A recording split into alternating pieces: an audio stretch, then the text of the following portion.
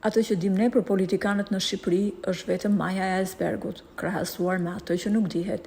Gjithsesi, në të shumtën e rasteve, publiku nuk e merr informacionin e saktë, sepse edhe portalet ose mediat paguhen po nga këto politikanë që janë të zhytur deri në fytyrë me korrupsion. Në lidhje me liderin e Partisë Demokratike, Sali Berisha, njerëzit janë ndarë në dy grupe. Ka nga ato që e mbështesin, por ka edhe nga ato që shprehen se ai nuk duhet të jetë më pjesë e politikës. Së fundmi, në lidhje me pasuritë e familjes Berisha, kanë dalë disa të vërteta që kanë çuditur jo pak veta. Dhe situata merr akoma më shumë besueshmëri, duke ditur se personi që ka folur është një nga njerëzit më me integritet në Shqipëri.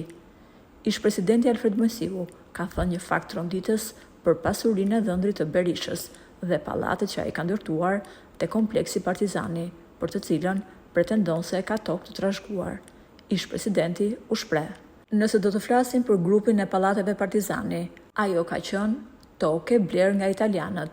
Pra, nëse prokurorët nuk i kanë dokumentat këtu, mund t'i marrin në Itali. Arkivat të shkojnë t'i marrin e t'u mbyllin gojën këtyre që privatizuan një Shqipëri të tërë. Dhe e dini kush është më e keqja? Është fakti që gjatë gjithë kohës flasin e thonë që ne jemi në rregull, çdo gjë është shpifje. Unë vazhdoj të çuditem se këto vazhdojnë të na bëjnë edhe budallënj. Edhe unë do doja sot që të kisha një vil ose një shtëpi më të madhe, por nuk e kam, sepse me rrogën që kam nuk bëhet. Kam një shtëpi modeste në të cilën jetoj për më shumë se 50 vite."